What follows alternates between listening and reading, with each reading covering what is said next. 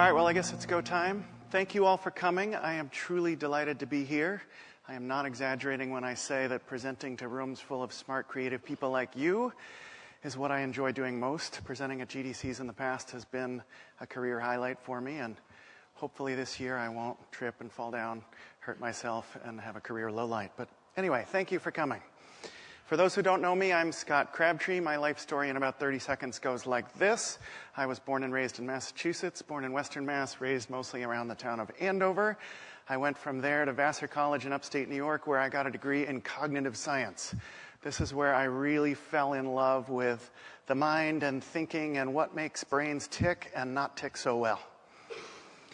From there, I moved, long story short, to Oregon. This is lovely Oregon, which I love not only for its beautiful nature, but the awesome city of Portland, Oregon, where I am from. And I decided to stay in Portland, even though it's been absolutely terrible for my video game development career. As you may know, there's very little game development going on in Portland, but there's some games coming out of Portland and New Zealand, where I spent a year. And these are some of the games that I have shipped in my career, most recently the iPhone game Middle Top. And of course, probably like you, I've worked on some games that haven't shipped as well. Enough about me. I want to learn some things about you, and I want to start with a little experiment. So please do the following with me. When I say go, I want you silently in your head to say the alphabet as fast as you can from A to Z, and then count from 1 to 26 as fast as you can, and then stand up. Silently in your head, alphabet, 1 to 26, then stand up. Ready? Mark, get set, go.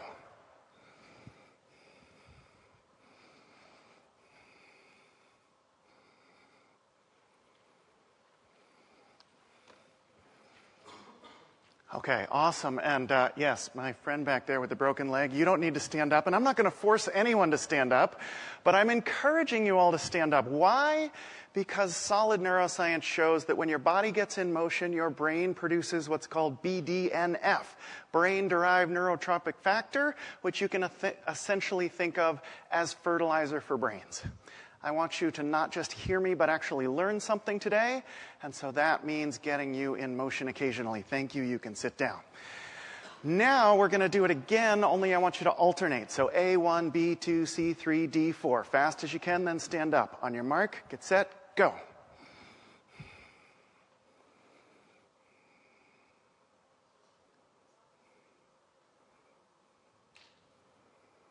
Okay, I'll spare you all the suffering. We're now at about 10 seconds when the vast majority of you were standing up previously. That is what multitasking does to your brain. And we live in a multitasking society, so we feel like we're being more productive, and the science is abundantly clear on this. When you're talking about paying attention with your prefrontal cortex, multitasking is impossible. All you can really do is rapidly switch your attention between tasks, which is expensive not just for computers, but also for brains. And in particular, this valuable brain real estate you have up here called your prefrontal cortex, which is responsible for your executive function. So that is why I want you to eliminate or at least minimize multitasking as we go through this talk. Okay. On with learning more about who's here. Please stand up if you're a programmer. Awesome, thank you. Many of you. Sit down. QA people of any kind, managing QA, testing, etc. Thank you. Sit down. Artists, musicians, sound people, any kind of artist, animator, modeler, etc. Cool, thank you. And production people, business people of any kind. You're managing production, you're running a studio, you're suing people for a living, whatever it is. Thank you. Okay. Now I want you to think about what you know about the brain. None of us know that much. It's one of the most complex things there is in the universe. You all have 100 billion neurons in your head with average of many thousand connections to other neurons.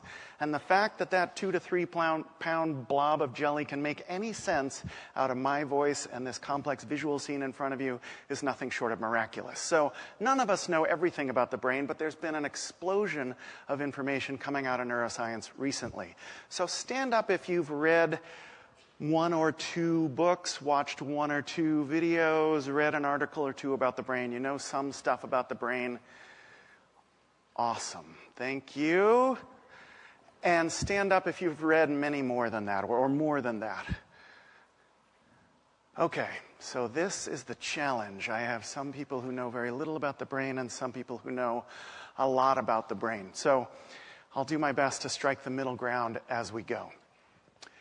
The rest of this talk, basically my deal with you is if you pay attention and focus and participate for the next hour, I will teach some of you, hopefully all of you, some stuff about the brain and how it works, and in particular about neuroplasticity. And you will leave with some information and some tools that will help you rewire your brain for the better. The story of this talk is basically the story of your brain.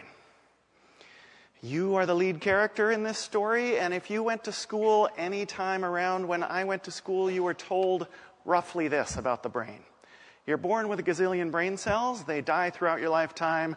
The brain cells set like concrete when you're an adult, so suck it up, right? You're getting stupider, and you lose your ability to really grow and change throughout your life. That's a problem. Part of the problem that results, and the main problem that I'm here to focus on, is that I suggest you all spend a lot of time making your games better and very little time making your brains better. At least that's been true at the game companies where I have worked. And if this conference is any indication, that's true, right? There are lots and lots of sessions on how to make your game better. And as far as I know, this is the only session on how to make your brain better. But your brain is not only making your current game, it will make every game in the future, which means investing in your own brain pays enormous dividends as you go through your life. So the solution is neuroplasticity.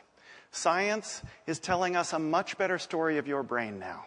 The story coming from science in recent years, there was some controversy about this for a while, and now there's virtually no controversy left. The science about your brain is very clear and telling an awesome story. That story goes like this. Yes, you learn more easily as a child, but you continue to learn throughout your lifetime. You don't just lose neurons throughout your lifetime, you also add neurons throughout your lifetime and make and break connections in your brain throughout your life. We're talking about real, physical, observable changes to your brain. Size changes, structure changes that you can see in your brain if you do things right. Which means that you get to write how the story of your brain ends. And that's what I want to ask you to do towards the end of this talk. Those who got a handout, there's a space where you're going to fill in a little neuroplasticity plan before we're done. So as we're going, I encourage you to think about how do you want to apply this? How do you want to use the fact that you can rewire your brain to be a different brain? This is fantastic news. It's nothing short of miraculous to me. Your brain produces your mind. Your mind arises out of your brain, right? With your mind, you can think new thoughts that rewire your brain. That is nothing short of miraculous. To me, this is some of the biggest news we've had about the brain in 400 years.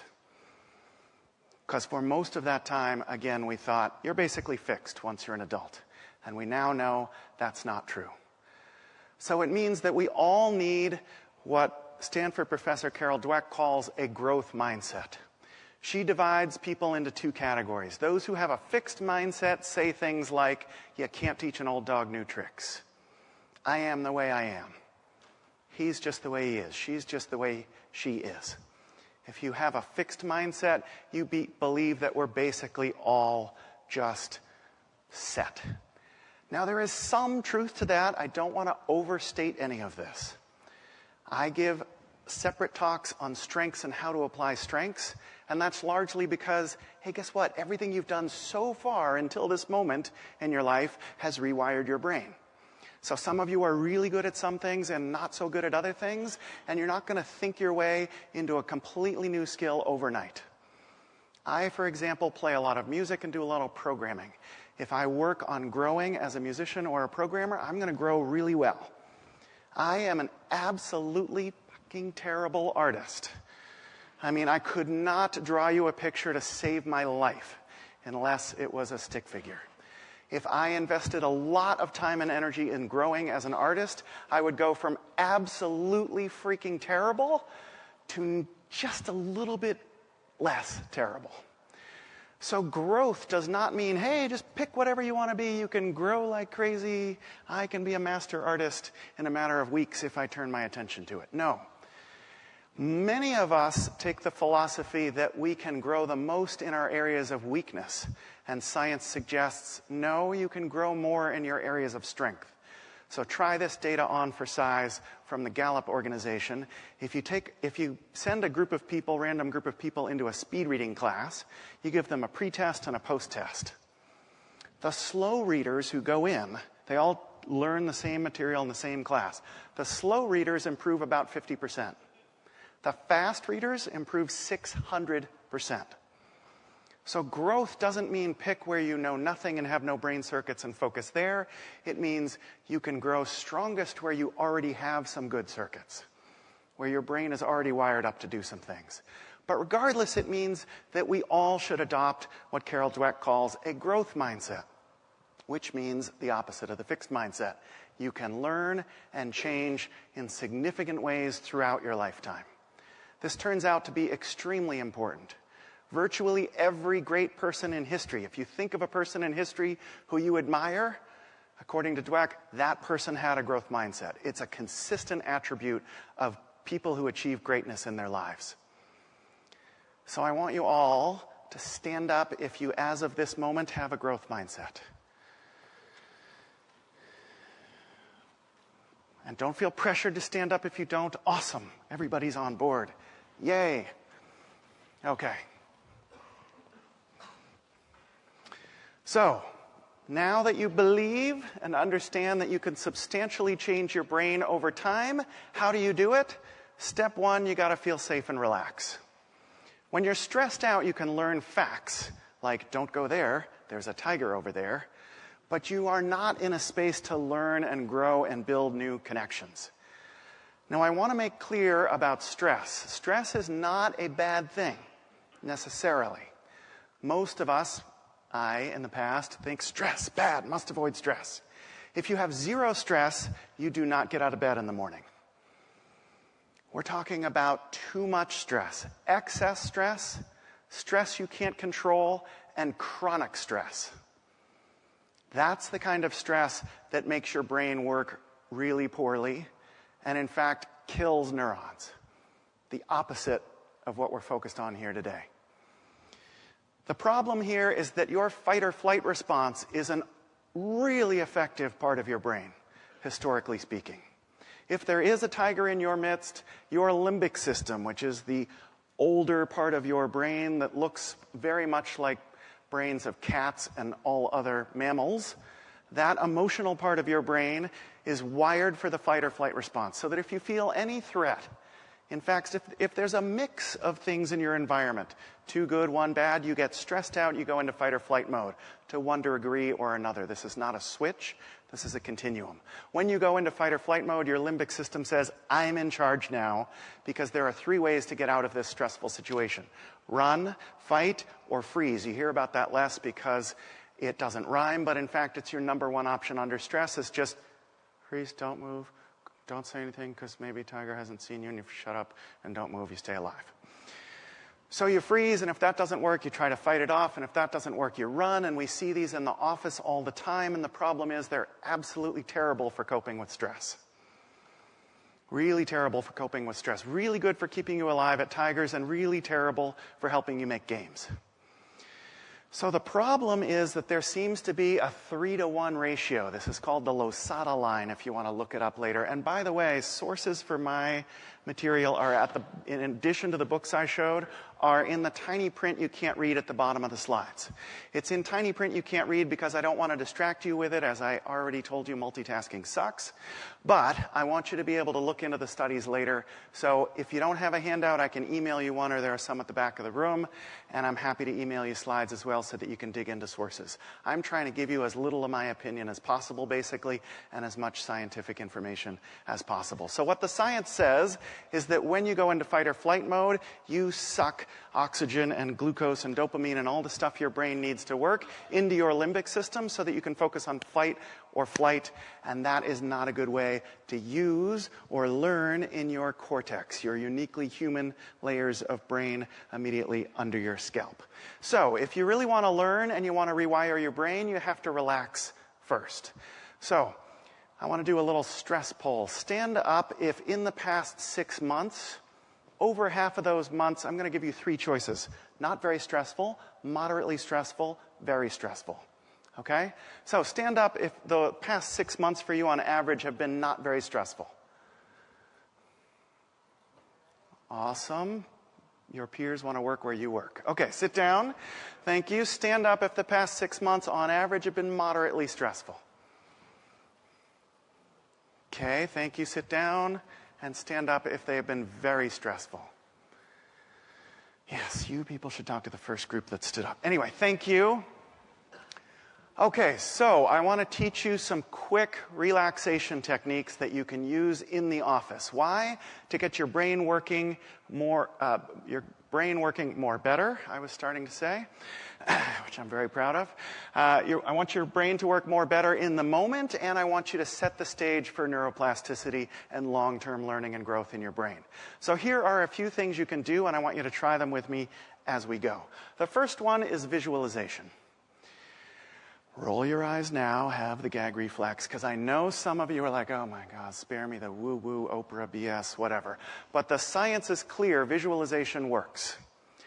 In part because visualization is not a healthy response to stress.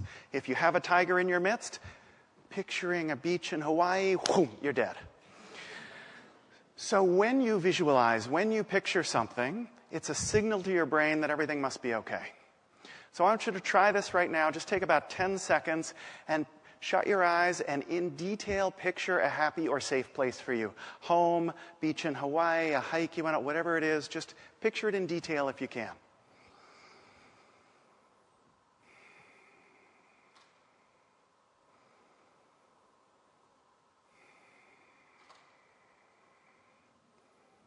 Okay, I just went back to Mount Jefferson in Oregon. I hope your spot was good for you. If you're anything like me, you feel just a little bit more relaxed. Now, I don't want to overstate this. If somebody's screaming at you a string of George Carlin curses and calling you an idiot and you're trying to visualize, it's not going to help you enormously. But if you've just come out of a stressful meeting or you're even in a stressful meeting and you can take a few seconds and visualize something, again, it's a signal to your brain to relax. Breathing also works really well. Hopefully, most of you are breathing most of the time. But deep breaths, again, your breathing corresponds to your stress really well. When you're stressed out, you tend to breathe quickly and shallowly. When you're calm, you tend to breathe more slowly and deeply. So I want you all to try a breath with me now, but not your usual breath. We're going to do a funky, weird breath, which is we're going to count in for 4, and you're going to breathe in for 4 as much as you possibly can, hold it for 4, and then out for 8. And while you're doing this, you're going to think thoughts like, wow, this Crabtree guy is even weirder than people said, or he's distracting me with his counting, or his counting is faster or slower. Try to just put all those thoughts aside and focus on the sensation of your breath. You have 2 circuits in your brain primarily that you're using in any moment. One is the default or narrative circuit. This one tells stories. I'm at GDC. I'm going to this talk. This guy's really weird, whatever. And your direct sensory experience is just feeling your sensations. Turns out that direct sensory experience, although we're in it less, is a more relaxing circuit to be in. So in addition to focusing on breathing, I want you to get into that direct sensory circuit that is the alternative to your default narrative circuit. So we're going to go in for 4, hold for 4, out for 8. Here we go. In for 4. 1, 2, 3, 4. Hold it. Out for 8.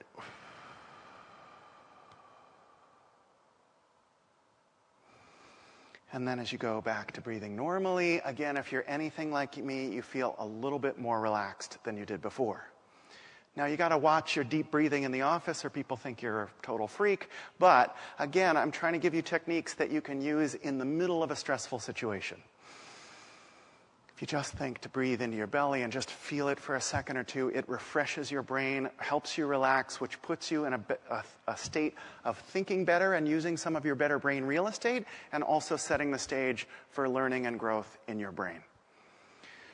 Of course, there's a lot of relaxation techniques. You should do whatever works with you, but I want to share one more with you, which is touching your lips.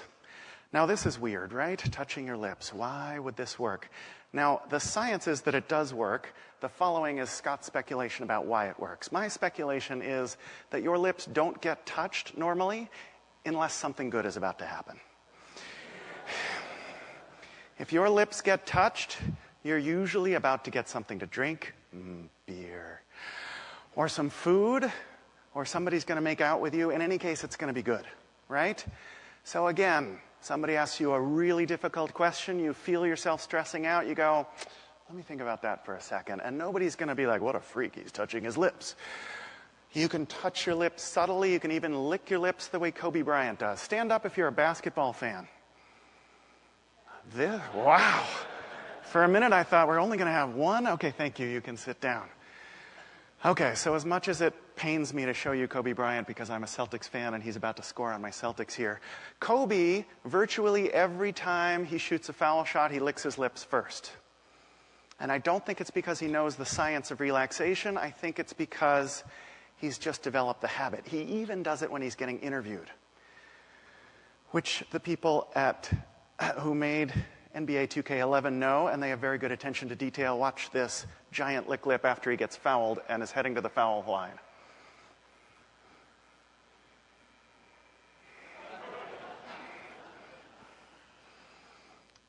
So again, just try it right now. Just touch your lips a little bit. And you may not feel a dramatic difference. Again, this isn't going to suddenly make tigers go away or suddenly make your unbelievably difficult boss go away, but it can help get you further along the continuum towards relaxation, which is good brain function, which sets the stage for neuroplasticity. Another thing that works really well is exercise. I'm sorry to be the 100th person to tell you you should get some exercise, but you know it's good for your body. You may have heard it's good for your brain. It's very good for your brain. If you go on a walk before a test, you score higher on the test. Exercise adds gray matter to your brain. Exercise produces BDNF, as I mentioned, brain-derived neurotropic, which you can think of as fertilizer for brain, and we're here to talk about growing brains. Social connections are also really good for brains. If you're worried about your parents' cognitive decline, or your own, because you're getting on in years, social connections is one of the best things you can do to keep your brain thriving. You can do this in the office with a walking one-on-one. Many of us have one-on-one meetings. Few of us go on a walk for those meetings, and it's a fantastic technique for getting your blood pumping, building some social connection, and learning the meeting better. So I want you all to try this right now. Pair up. If a few of you end up in a group of 3, that's fine. If you have a broken leg, you don't need to stand up. But generally speaking, I want you to pair up and then stand up and at least fidget. I can't have you all go on walking one-on-ones or it'll be total chaos for the next 20 minutes. But stand up, walk in place, fidget, whatever, and talk with your partner. What have you heard so far, and how do you want to apply this? You have about 1 minute for this walking one-on-one. Go.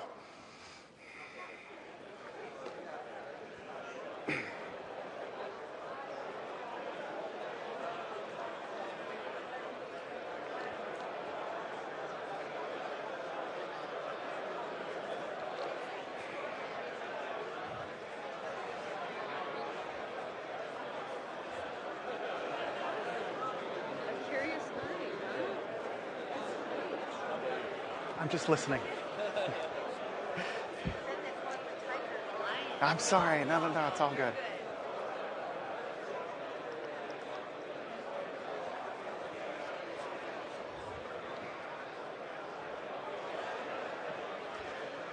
Okay, a few more seconds. If you're walking, make your way back to your seats, please. Find your seats, take your seats, please. Thank you. You are a very cooperative audience, and I appreciate it. And I hope it helps burn in some of these new circuits of what you're learning. Now that you're relaxed, you're ready to rewire. And to rewire, I want you to reach. This is the acronym I've come up with to summarize some of the key prerequisites for rewiring your brain. Not everything you do as an adult rewires your brain. Essentially, everything you do up until your early mid-20s does rewire your brain. So this is why for a while we thought neuroplasticity, significant brain changes, only happen in children. And some things do happen more easily for children. Many things, many brain rewiring things happen more easily for children. Many of you have probably heard it's much easier to learn a new language as a child than as an adult, and that's true. There are limits to neuroplasticity. Essentially, your neuroplasticity machinery, if you will, the parts of your brain that are responsible for neuroplasticity, those parts of your brain are always on as a kid. They are not always on as an adult. These are the things you need to do to turn on your neuroplasticity machinery in your brain so that you can rewire your brain and develop new skills and even personality attributes. So reach. R is for repetition. R is for repetition. R is for repetition. I will stop now. And really, that's enough said. When you do something repeatedly, it's a signal to your brain that you're going to do it again, and your brain adds clusters of neurons as opposed to a neuron here or a neuron there. R is for repetition. E is for effort. If you're doing something that is essentially effortless, you don't have to try very hard, you're not rewiring your brain. Many of you have probably heard crosswords are really good for your brain and preventing cognitive decline as you age, right? Not if you're really good at crosswords. If you're just going through crosswords and like, honey, this is awesome, I'm totally nailing this crossword, you're not rewiring your brain. You are not building the cognitive reserve, the rich networks that protect against cognitive decline as we age. The way that works is something like this. All of us, unfortunately, unless the science changes again, all of us will develop problem spots in our brains as we age that are called plaques. You can think of these essentially as dead spots. So if you have a very sparse network, you can picture a few trails through the woods, and there's a problem on one of those trails, you're screwed. You can't get to that part of the woods anymore. The woods being your brain, obviously here. If you have a rich network of neural pathways, like a rich network of paths in the forest, if there's a problem shows up in one spot, I'll just take this other path.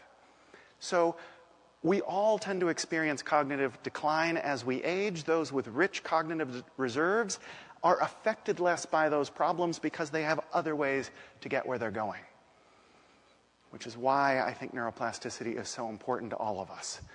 You may live a very, very long time. Stand up if you heard Ray Kurzweil give a keynote speech here a couple of years ago. Anybody? Thank you. Okay, so the rest of you, I'll very quickly tell you. For those who don't know, Ray Kurzweil is basically a genius, invented the flatbed scanner, the synthesizer, 16 honorary doctorates. Now, he's a bit of a freak and a bit controversial, in particular in how he's applied this to humans and health. But he is a fantastic predictor of technology trends, and he ended his talk a couple years ago by saying something like the following. We are just a few years from adding more than a year of life expectancy for every calendar year that goes by. Which means if you can live a little while longer, you will live forever. And he walked off the stage. Now that's quite a statement, right? You're going to live forever. And I talk to my smartest friends who are doctors and they say, I don't buy it, you can't apply technology. But whether you believe or not you're going to live forever, I am convinced by Kurzweil's talk and the science that we are going to live a long time. If you don't get hit by a bus during GDC or next year, you could all easily live to be well over 100. I'm not guaranteeing that. I know that sounds far-fetched to some of you, but I think we are all going to live longer than we expect to live. Which means you want your brain to live and work at least as long as well as your body does. Which means building cognitive reserve is important, which means you want to do things that require effort.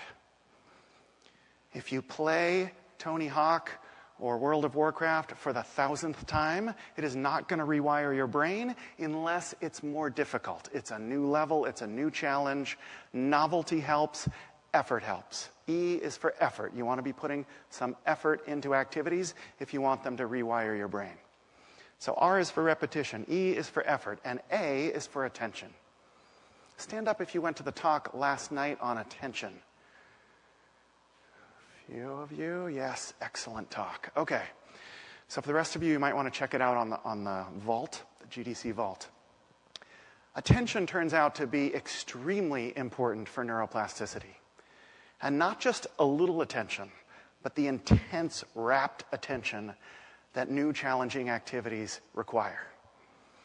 Attention is extremely powerful, more powerful than many of you may realize. It's also difficult. So here is a little attention test for you. If you know the answer, please don't give it away to your neighbors. Some of you have seen this video before. You are about to see a video of two basketball teams, one dressed all in white, one dressed all in black. Your job is to count the passes on the team dressed all in white. He said, reaching for the audio. Never mind, you don't need the audio. The audio says, count the passes on the team dressed all in white. Here we go. Ready? This is an awareness test. How many passes does the team want?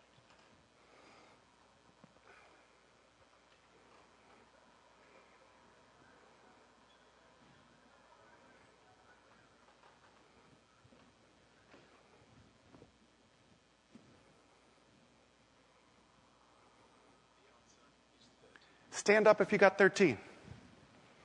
Sit down. Stand up if you saw a moonwalking bear. Awesome. Here it comes. You can all sit down. It's going to come in from the right-hand edge. Right there. Guy in a bear suit. Right in the middle. And moonwalking out the other side. Stand up if you missed the moonwalking bear. And this is consistently what happens in studies. About half of the participants, when told to count the passes on the team dressed all in white, miss the moonwalking bear. Because attention is intensely powerful. It doesn't just focus you on something, it starts blocking out other things. Your attention is required for neuroplasticity. And not just a little attention, a lot of attention and strong attention. And if you multitask a lot, you're going to have issues with attention. Stand up if you are a frequent multitasker. Don't be shy. I know I've already made you feel bad or tried to for multitasking. Okay, sit down. Right, this is the problem. I think multitasking is a cultural disease. You feel like you're getting more done, but you're not. Why do you feel like you're getting more done? Because you're getting challenged. And when you're getting challenged, because it's impossible, by the way. Remember, all you can do is rapidly task switching, and you felt at the beginning how difficult it is to rapidly task switch. So when you multitask, your IQ essentially drops. You make more mistakes, and you become what Clifford Noss at Stanford calls a sucker for irrelevancy. You lose your ability to filter out the important from the unimportant. You lose your ability to focus and sustain attention. That attention ability is required to rewire your brain. So how do you develop your ability to pay attention? One way is with mindfulness and or meditation. You can think of them largely as the same thing. Stand up if you've ever meditated. Okay, many of you. Good. So you won't think I'm a freak. Stand up if you've never meditated. I know it's the other half of you. I'm just trying to get your brains producing BDNF. Thank you. Okay, those of you who are just standing may think this sounds really weird and freaky. Don't get your spiritual crap on me, Crabtree. Whatever it is, you may have associations, whether it's martial arts or a particular kind of spirituality. I want you to try to put all those associations aside, because meditation comes in many forms, and essentially the kind I'm talking about is simply focusing your attention. Excellent meditators aren't better at sustaining their attention as much as they're better at noticing when they've lost their attention. It's kind of like balance. People with great balance, you can't see me, but I'm standing on one leg now. People with great balance, it's not that they're just always right perfectly in line. It's that they notice sooner that they're getting offline and a little to the left, and they shift back right, and they notice sooner that they're a little bit right and go back left. And that's what people with good attention skills do as well. They notice sooner that their attention has drifted, and they more quickly return their attention to the object of focus. If you practice doing that, you will rewire your brain to add neurons to your prefrontal cortex and improve your ability to sustain attention. Which is why I want you to try just 30 seconds of meditation with me. Just sit comfortably, put your hands on your knees, in your lap, wherever is comfortable for you. Shut your eyes if you're comfortable doing so. If you're not, you can just look at the chair or the floor in front of you. I'm going to guide you through this a little bit, which means I'm going to talk, which is going to drive some of you crazy. All you want to do is focus your attention on the sensation of your breath. Again, I want you to get into your direct sensory circuit. Feel the breath wherever you feel it, in your nose, in your belly, wherever you feel the breath. Just focus on your breath. Notice when you're not paying attention, and without judgment, which is important, return your attention to your breath. About 30 seconds of this.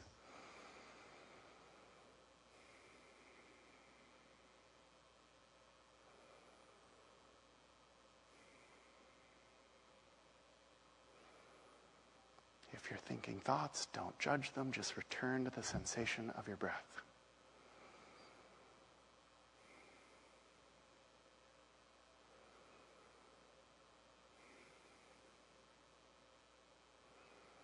Again, just return attention to your breath.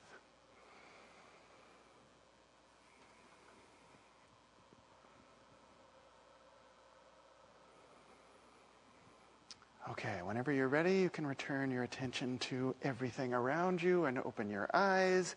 And again, if you're anything like me, you feel a little refreshed, a little more relaxed. And you also just started the process of strengthening your inner CEO.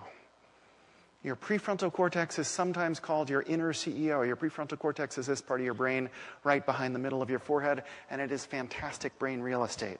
Responsible for executive function like planning, decision-making, initiation of action, inhibition of action. Wow, I really want to punch Paul in the face right now. He's such an asshole. When you don't punch Paul in the face in the office, that's your prefrontal cortex helping you out, helping you keep your job. So your prefrontal cortex is awesome brain real estate, and in addition to all that other inner CEO stuff, it helps you focus attention and return attention. And when you practice being mindful or meditating, you add neurons to your prefrontal cortex, and you even, studies suggest, remove neurons from your amygdala and your limbic system that gets you upset and irritated with people. So I encourage moments of mindfulness or meditation. If meditation feels weird for you, try just being mindful moment to moment, which goes like something like this. As you walk to your meeting, don't think anything, just try to feel how your feet feel as they hit the ground as you're walking. Or when you're driving, turn off the music and just focus completely on driving. How does the steering wheel feel in your hands? Or when your phone rings, instead of immediately, God damn it, I can't take that now, or I gotta talk to Jim, listen to the sound of your phone ringing all the way until the sound is gone, and then answer. Little moments of mindfulness like that refresh your brain with that direct sensory circuit, and again, improve your ability to pay attention. So A is for attention in reach, and attention is awesome and an important prerequisite for rewiring your brain. C is for complexity. Why complexity? Because the more complex the activity you're doing, the more you're going to rewire your brain, the more benefits you're going to get, which is why neuroplasticity experts recommend, if you want to empower this neuroplasticity machinery in your brain, you want to do something very complex that uses as much of your brain as possible. If you're going to play a game that uses your body as a controller is better than a game that doesn't. You hear neuroplasticity experts often talk about things like learning a language, or even better, playing a musical instrument. Why? Because when you play a musical instrument, you're activating so much of your brain. Visual systems are going to read the chords or the notes or pay it or visually see what the other musicians you're playing with are doing. Your auditory cortex is obviously heavily involved when you're playing music. Your cerebellum is involved with timing and keeping the beat for you. And your muscular cortex, controlling your fingers as you play guitar or drums or whatever it is. When you're learning a musical instrument, you're activating a lot of different parts of your brain, which brings you richer cognitive reserve, which helps you prevent against cognitive decline and strengthens your neuroplasticity machinery, as neuroplasticity pioneer Mike Mersnick calls it. So C is for complexity.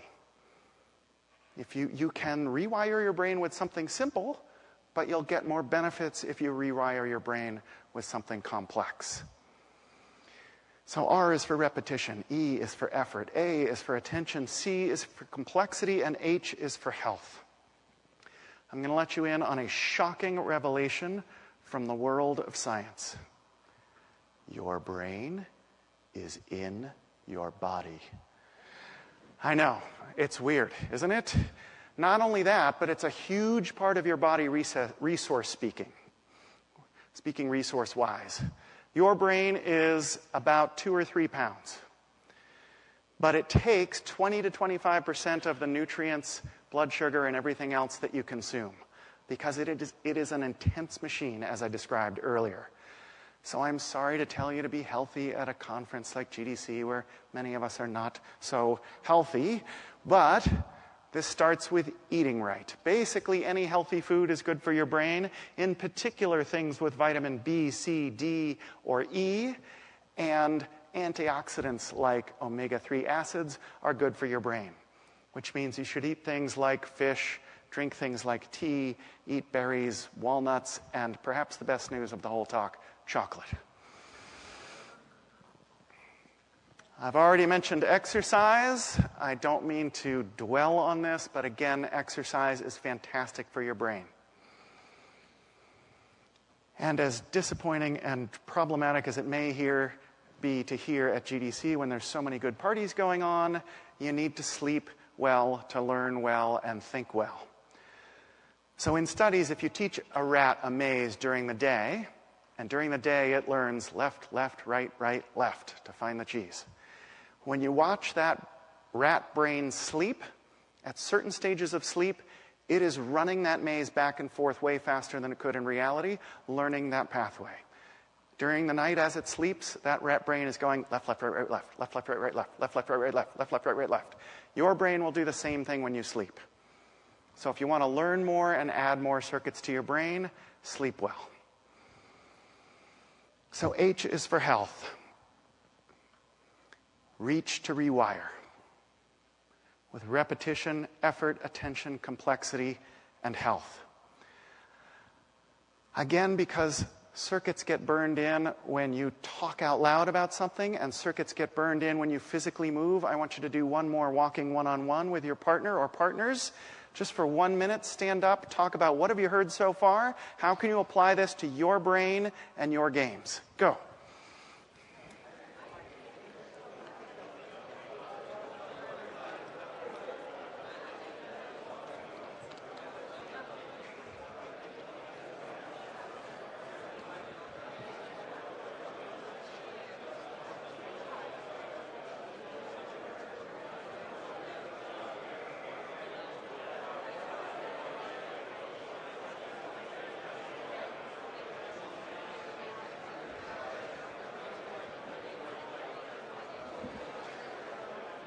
Okay, make your way back to your seats, please. Walk back to your seats if you went on a walk, which I appreciate. Take a seat again. Thank you. I'm sorry I'm not giving you more time. I would if I had it. But I want to encourage you to continue this stuff after the talk. Talk about this stuff over lunch, and you'll learn it and burn it better. So reach to rewire. Once you've rewired your brain, this is a use it or lose it situation. Circuits in your brain that you don't lose gradually wither away. I like the phrasing work it or waste it a little better, again, because it goes back to that effort. If you're putting effort into something, it's a signal to your brain, you need this. Let's build this up. Video games can help, which is great news. I'm sure you all don't need to be convinced of this, but video games don't just rewire your brains in evil ways the way that some of the general population thinks, and the media certainly seems to think. More and more studies are showing that when you play video games, you build beneficial circuits in your brains. Recent article in the Wall Street Journal, I think, just a few days ago, describes some of these studies. Any game will rewire your brain. These games or these sites are designed in particular to rewire your brain for the better. I do not claim to have done an industry-wide, thorough survey of all brain training software out there, but these are some of the options available to you. And basically, the higher on the screen, the more the activities seem to be research-based. So, resources for you to consider using to rewire your brain include the games you're already playing and maybe some of these. We're going to go towards making plans in just a minute, but I have a couple of minutes here for Q&A, which I want to do before you all make your neuroplasticity plans. So for the sake of the recording, hi everybody watching on GDC Vault, please walk up to a microphone if you have a question, and I will do my best to answer. Yes, sir. Actually, it wasn't a question. I just wanted to reinforce two things that you said that I knew intuitively, but I didn't understand the reason for it. Number one, my wife, who, like a lot of people, is under a lot of stress. We have 2 teenage sons. She uses a lot of lip balm. And it never occurred to me that maybe there's like a self-medicating relaxation thing that's going on there. The second thing is, I don't know how many of you watched, I used to watch a show called The West Wing. I'm a politics junkie. I loved it. If there's one thing they do in that show, it's walk and talk. Mm-hmm. And they worked in a high-stress environment in the White House. So maybe there was intuitively something going on there. Awesome comments, and thank you. I think a lot of us know some of this stuff intuitively, and part of what I want to do is give you scientific backing to ground and instill more motivation into some of the things you're probably already doing. Yes, sir. So I've been very aware of the multitasking problem for a while now, because I've noticed that as a programmer, some of the changes that I make sometimes take 5-10 minutes to compile, run, implement, stuff like that. And I find myself going off and responding to messages, writing emails and stuff like that. And it's a problem I've been trying to address, but I can't find a good solution because I have to come back to the original problem. I can't do anything while that's happening. Are you looking for a suggestion? I'm looking for a suggestion, yes. So I feel your pain, first of all. I come from a programming background, and despite all my former colleagues at Intel making processors faster and faster, compiles still take a while because we keep writing more and more code. So what comes to mind is the concept of flow. Stand up if you're familiar with flow. Mike Csikszentmihalyi's concept of flow. Okay, many of you. Very quickly for the rest of you, if you sustain attention on something that is challenging, high level of challenge, and you have a high level of skill to do it, and you stay focused for about 20 minutes, you get into what is called a flow channel, where neurologically speaking, all the right gates are open and closed in your brain. Essentially, after about 20 minutes of this, you get in the zone. Everything is clicking. If you've ever looked up at your watch and been like, whoa, is it that time already? I gotta go. I had no idea. Then you've been in flow. Flow is an awesome, productive, and happy state to be in. Peak experience is what Csikszentmihalyi wanted to study, and he came up with this concept of flow. So the difficulty about flow is that it takes about 20 minutes to get into it. And guess how long to get out of it? Maybe not as bad as you think. It's 1 or 2 minutes to get out of it, which means a 5-minute compile takes you out of it. So if you ever have a disruption of more than 2 minutes and you go back to what you were doing where you were in flow, what do you think and feel? Where was I? Right? Where was I is the loss of flow, and it's killing your productivity and your happiness. So the suggestion is this. Not easily done, but the suggestion is this. You're writing code, you hit compile, stay mentally on the code. Look at object design. Do some inspecting. Think about which assertions you're going to put into which functions next. Think about how you're going to test the code you've just written. If you can stay on the same subject during that interruption. Then when your compile's done, you're right back into flow. Not easily done, but I hope that helps. Yeah, thank you. A few more minutes. I may not get to all of you. I'm just going to warn you now. Next, please. This all sounds great, and I'd love to try it. But when I get home, I have a husband and 2 small children, and I'm the CEO of a company. And when I get back home, it becomes, I need to get the kids out the door because they have to go to kindergarten, and she needs her backpack, and she needs her shoes, and this one has a tummy ache, and my mom is on the phone, and she needs to find out what day she's coming. And, you know, you get caught up with your life, and what can you do? Can you do this in small doses? What suggestions do you have? You can do this in small doses. In fact, I would recommend, you're about to write neuroplasticity plans for yourself. In your plan, I suggest you write down at most one thing you want to work on. Because what many of us ambitious people do is write down 8 things we want to work on, and we fail at all 8, we get frustrated, and we give up. If you pick one thing and you focus on it repeatedly for a month, you will rewire your brain. Studies have shown physical changes in brain in as short as 2 weeks. So the other thing to try to do is to pick a goal that is intrinsically valued. It's important to you, not your family or your kids or your husband or anyone else. And an approach goal, something you want to do as opposed to, I want to stop doing this. All of that helps you succeed with your goals. Then try to lower the hurdles to doing it and integrate it into your life. So here's an example. As some people may know who saw me talk last year or the year before, I'm very into the science of happiness. Gratitude is extremely important for happiness. Easy to do. If you make a habit of feeling and expressing gratitude, you end up being a more happy person.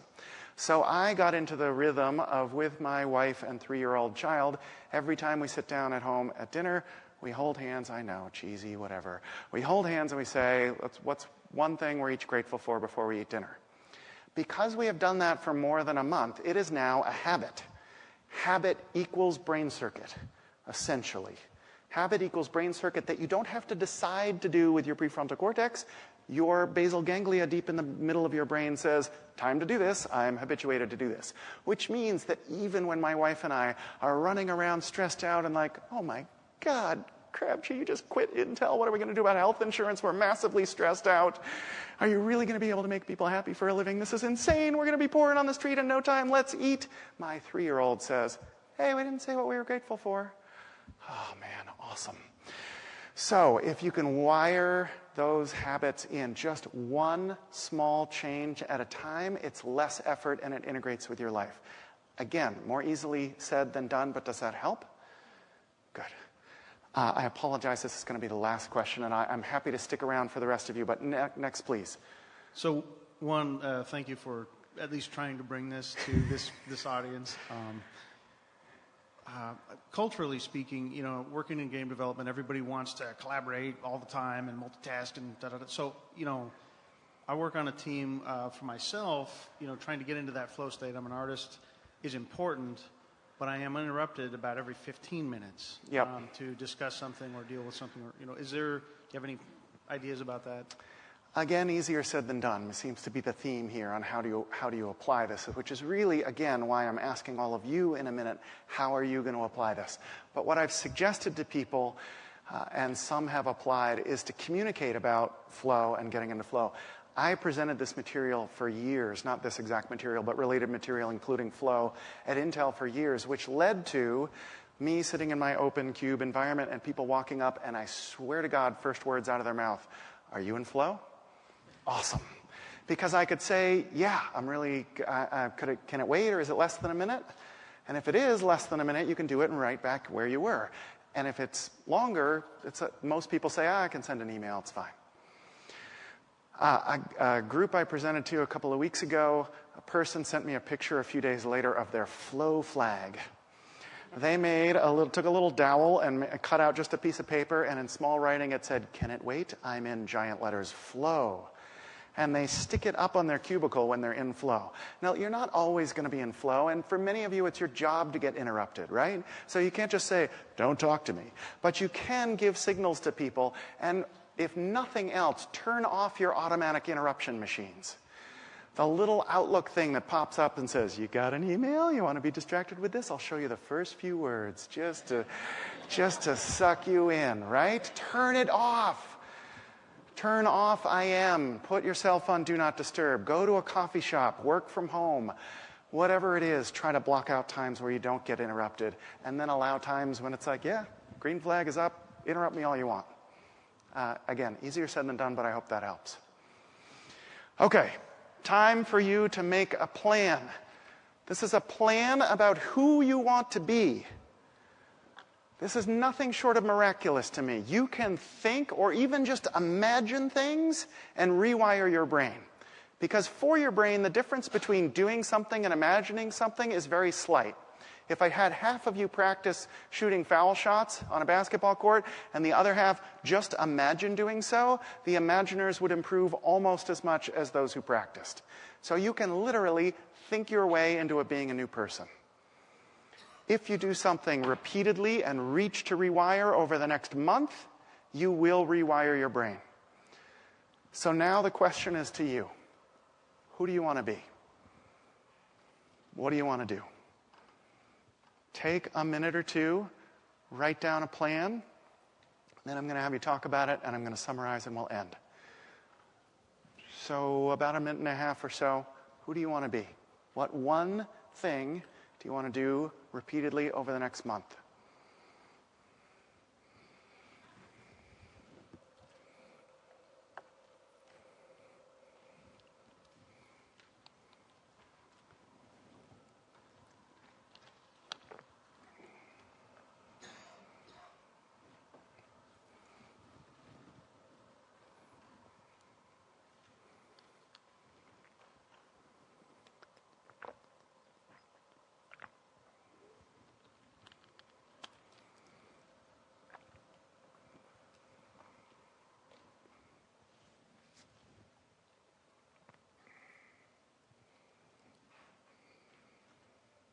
Hopefully your goal is something where you can notice small progress. Don't be overambitious with this. Don't necessarily focus on something you're terrible at. Think about something you can make progress on pretty quickly, which reinforces the progress you're making.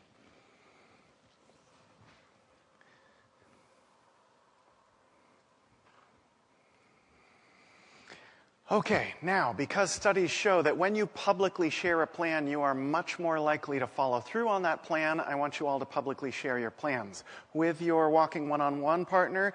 And later, I encourage you to post this on Facebook, Twitter, wherever you want. If you publicly share your intention, you're much more likely to follow through. So one last walking one-on-one for about 30 seconds. Stand up, talk to your partner. What are you going to do?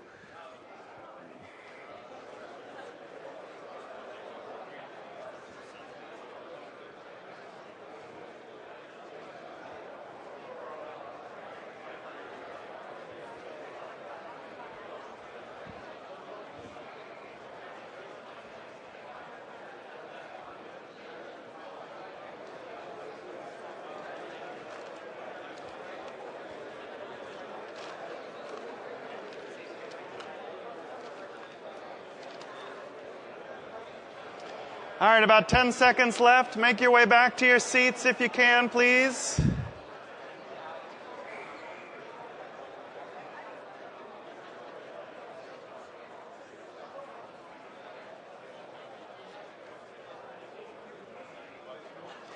All right, wrap up and sit down, please. I'm sorry I'm not giving you more time, but again, I encourage you to continue these conversations later.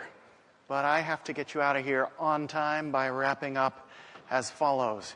You have every bit of potential for growth that this little baby has. If you make your plan and follow through on your plan for the next month, you will physically rewire your brain for the better. So the problem I came here to address is that I think you all focus so much on improving your games that you don't put enough focus on improving your brains. Science gives us a truly miraculous solution. Neuroplasticity. The ability to rewire your brain in ways that you want to. And neuroplasticity can rewire your brain in ways that you don't want to, so you have to be careful about what you're doing and thinking and rewiring your brain. Which is why I want you to be intentional about rewiring your brain. Who do you want to be? Remember that neuroplasticity requires reach, repetition, effort, attention, complexity, and health. Reach to rewire. I would love to hear from you all about how this works or doesn't work. Questions I can help with. Here are various ways to get in touch with me, and some of my business cards are up here on the corners of the stage and by that video camera in the back. I would love to hear from you how all this works. Reach to rewire. Thank you so much for coming. Bravo. Thank you.